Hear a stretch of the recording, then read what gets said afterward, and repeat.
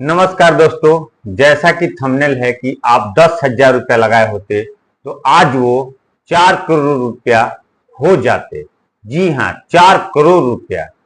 काफी लोगों को इस बात से शौक लगेगा, काफी लोगों को लगेगा कि ऐसा हो ही नहीं सकता, पर पहले हुआ है तो आगे नहीं हो सकता।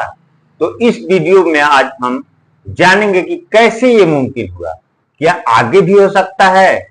साथ ही जानेंगे क्यों स्टॉक मार्केट में निवेश करना ही सबसे ज्यादा फायदेमंद हो सकता है और क्यों आप में से किसी को भी शेयर पैसे कमाने का मौका नहीं छोड़ना चाहिए। जानेंगे कितना ज्यादा फायदा आपको हो सकता है। जानेंगे ये सब कुछ और बहुत कुछ इस वीडियो में। नमस्कार दोस्तों, मैं हूं रंजीत सिंह और आप देख रहे हैं जीत बिजनेस। लेकिन उसके पहले अगर आपने अभी तक इस चैनल को सब्सक्राइब नहीं किया है तो दबा दीजिए सब्सक्राइब बटन को, साथ ही बेल आइकन को दबाना बिल्कुल मत भूलिएगा ताकि इस तरह का कोई भी इंपॉर्टेंट वीडियो आपसे मिस ना हो जाए।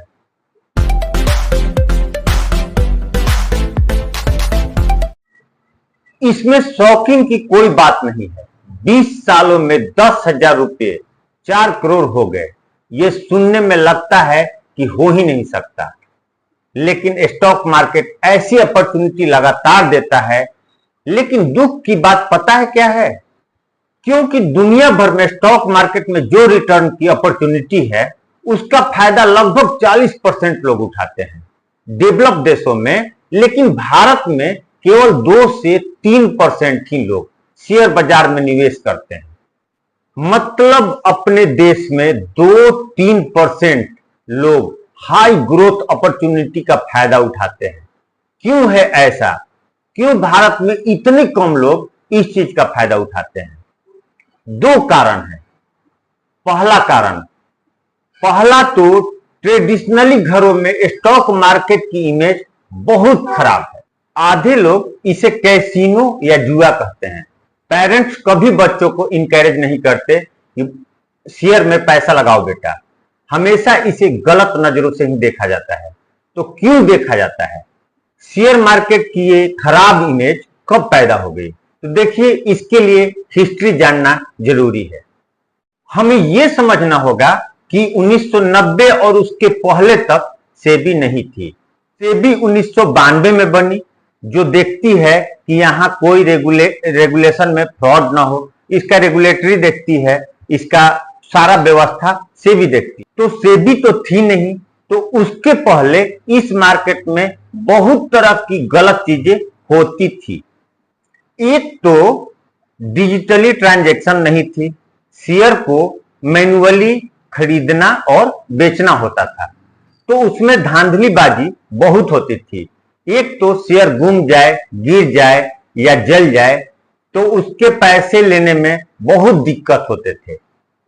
कई ब्रोकरेज की मोनोपोली थी, वो ब्रोकरेज बहुत ज्यादा चार्ज करते थे। फिर आपको 100 के यूनिट में ही स्टॉक लेने होते थे। अगर आपके पास थोड़े से पैसे हैं तो आप स्टॉक नहीं ले सकते थे, क्योंकि मिनिमम आपको 100 खरीदने ही हैं। हर्षद मेहता, केतन पारिक जैसे बहुत सारे स्कैम भी उस समय मार्केट में हुए थे। तो ये सब कारण थे जिसके कारण 1990 तक शेयर मार्केट में ऐसी ऐसी चीजें होती थी जो नहीं होनी चाहिए थी। तो इन सब चीजों के कारण मार्केट की रेपुटेशन ऐसी बन गई कि लोग सोचने लगे कि मार्केट तो है ही जुआ, ये प्योर जुआ खेलने जैसा इसका रेपुटेशन बन गया। इसलिए इससे जितना दूर रहा जाए उतना अच्छा है। एक आम आदमी इससे दूर रहता है तो सही था। यानी कि आज से 20 साल पहले तक हमसे पहले वाली जनरेशन, उसका कहीं ना कहीं ये मानना मैं समझ सकता हूं, क्योंकि उन्होंने देखा है बहुत सारी गलत होना।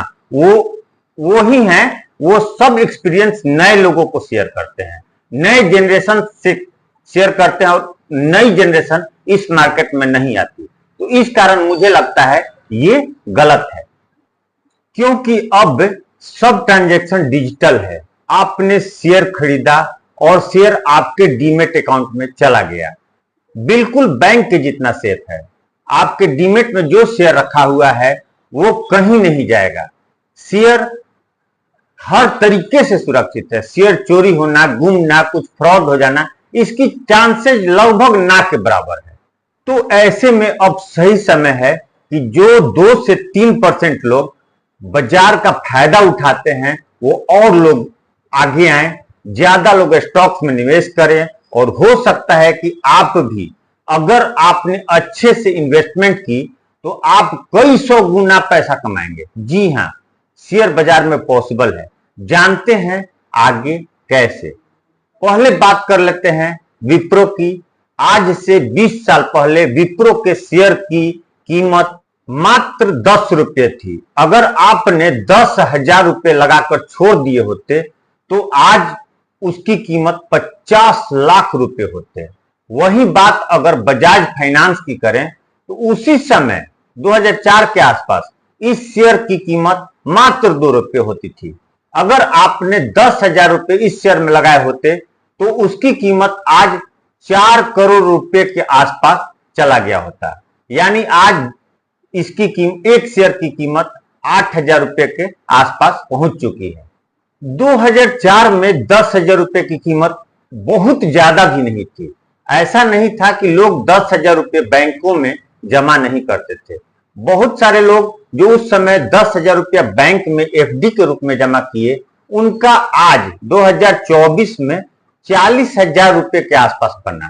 तो वहीं पे आप शेयर मार्केट में आप समझ सकते हैं 4 करोड़ रुपया रिटर्न हासिल किया जा सकता है। तो आप वहां पे 40,000 रुपया बनाना पसंद करते हैं या 4,000 करोड़, दोनों इसी मार्केट में पॉसिबल हो रहा है। अब दूसरा सवाल उठता है कि विप्रो या बजाज में तो ऐसा हो गया, इतने सारे हजारों स्टॉक्स हैं, अगर 1 या 2 में ऐसा हो गया तो क्या गारंटी है कि बाकियों में भी ऐसा ही होगा।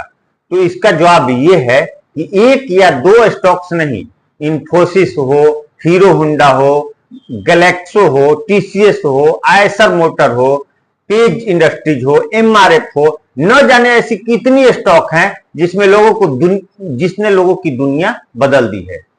जिसके कुछ हजार रुपए अगर पेशेंसली उसको लगा कर रखें तो उनके करोड़ों रुपए हो गए होते। ऐसा एक नहीं, ऐसा कई 100 स्टॉक्स हैं जो भारतीय शेयर मार्केट में मौजूद हैं। आगे भी ये अपॉर्चुनिटी मौजूद रहेगी, लेकिन आपके मन में एक और सवाल उठता है कि ठीक है, स्टॉक मार्केट में पैसे बनते हैं, लेकिन रिस्क भी तो बहुत है। कईयों को फायदा होता है, कई बार नुकसान भी बहुत होता है।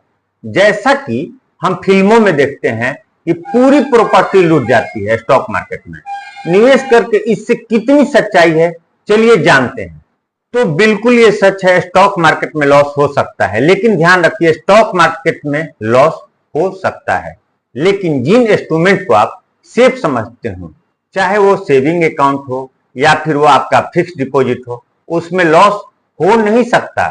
उसमें डेफिनेटली लॉस होता ही है। कैसे? एफडी में लगभग 8% के आपको इंटरेस्ट मिलता है, जिसके इंटरेस्ट पे फिर आपको टैक्स भी लगता है। अगर आप 10% के टैक्स स्लैब में भी हैं तो आपका लगभग 7% इंटरेस्ट मिल रहा है, और महंगाई दर भी लगभग 6% हर साल। रुपए की वैल्यू 6 रुपया गिर रही है 100 रुपए में, तो आपका पैसा उस हिसाब से साल में 0% ही बढ़ता है। तो महंगाई के बाद आपका रिटर्न 0% ही बढ़ेगा, और ऐसे में तो आप सोच सकते हैं कि 3, 4 या 5% सेविंग अकाउंट से तो महंगाई से आगे की निकल जाएंगे, ऐसा हो ही नहीं सकता है। तो स्टॉक मार्केट में निवेश करने के कारण आपको लॉस हो, लेकिन एफडी या सेविंग में निवेश करने के कारण तो पक्का आपको लॉस होगा ही होगा। तो चलिए कंपेयर करते हैं। पहले सेविंग अकाउंट, डेफिनेटली महंगाई के बाद एडजस्ट करने पे होता है लॉस। सेकंड आता है फिक्स डिपॉजिट, महंगाई के बाद एग्जिट करने पे या तो होगा लॉस या फिर नो लॉस नो प्रॉफिट।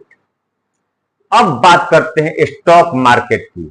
तो अगर आपने ब्लाइंडली ऐसे ही किसी भी शेयर को खरीद लिया तो आप इन्वेस्ट इस प्रकार से करते हैं तो आपको डेफिनेटली होगा लॉस। लेकिन अगर आपने इंटेलिजेंटली इन्वेस्ट किया, तो आपको होगा बहुत ज्यादा प्रॉफिट। तो ऐसे में स्टॉक्स ही वो जरिया है, यही वो तरीके हैं जिसमें लॉन्ग टर्म में आप क्रिएट कर सकते हैं वेल्थ और महंगाई को अच्छी तरह से पछाड़ सकते हैं। तो अगर ये बाजार इतना अच्छा है तो मैं इसकी इतनी तारीफ कर रहा हूं, तो लोग इसमें इन्वेस्ट क्यों नहीं करते, ज्यादा लोग इसमें पैसा क्यों नहीं कमाते। तो जैसा कि पहले तो मैं आपको बताया, पास्ट हिस्ट्री कुछ ऐसी रही है कि लोगों को विश्वास इस मार्केट पे नहीं रहा। और आज क्यों नहीं करते हैं, क्योंकि उनका एक मेजर कारण है। देखिए, आप एफडी में पैसा लगा रहे हैं तो आपको पता है कि हर साल आपका पैसा 8% से ग्रो करेगा, 7% से ग्रो करेगा। तो आपको पता है कि आपके पैसे के साथ क्या होने वाला है। लेकिन स्टॉक मार्केट में रिजल्ट फिक्स नहीं होते हैं। स्टॉक मार्केट में बहुत ज्यादा वोलेटिलिटी होती है, यहां बहुत ज्यादा उतार चढ़ाव होते हैं। इसके उतार चढ़ाव से डर के ज्यादा लोग निवेश नहीं करते हैं। इनफैक्ट जो लोग एडवाइजरी सर्विस लेते हैं तो उन लोगों का सबसे पहला सवाल होता है कि मुझे हर साल कितना % रिटर्न मिलेगा, और ये बहुत कॉमन सवाल है। तो मैं आपको बता दूं, स्टॉक मार्केट में इस तरह के फिक्स रिटर्न नहीं मिलते हैं। हम आपको ये नहीं बोल सकते कि हर साल आपको 15% या 20% या 25% तो रिटर्न मिलेंगे ही, क्योंकि ये मार्केट वोलेटाइल है, बहुत ऊपर नीचे होता रहता है। तो इनफैक्ट फ्रॉड टिप देने वालों को और एडवाइजरी कंपनी से दूर रहें, जो ये कहते हैं कि हम 10, 15, 20% तो इनकम करा ही देंगे, क्योंकि ऐसा फिक्स कुछ भी नहीं होता। कोई कितना भी टेक्नोलॉजी, कोई कैसा भी सॉफ्टवेयर या कुछ भी हो उसके पास, वो फिक्स रिटर्न नहीं ला सकता है। ऐसे में ऐसे लोगों से दूर ही रहना सही है। तो ओवर द लॉन्ग टर्म आपका पैसा बहुत ज्यादा ग्रो करता है। 5-10 साल के पीरियड में आपका पैसा इतना ग्रो करता है कि आप भी करोड़पति बन जाते हैं, और इस तरह का पैसा आपका भी बनता है। लेकिन शॉर्ट टर्म में मार्केट बहुत वोलेटाइल रहता है, जिससे आपका पैसा कभी घटता है, कभी बढ़ता है, ये भी दिखता है। इसलिए लॉन्ग टर्म निवेश बहुत ही ज्यादा जरूरी होता है। निवेश स्मार्टली करें। मार्केट वोलेटाइल है तो घबराकर बेचे नहीं, अच्छे शेयर पिक करें तो आप भी बहुत कम पैसे में अमीर बन सकते हैं। तो उम्मीद करता हूं ये वीडियो आपको जरूर पसंद आए होंगे। मैं लाता रहूंगा ऐसे बहुत सारे वीडियो। तब तक के लिए दिस इज रंजीत सिंह। मिलते हैं अगले वीडियो में। नमस्कार।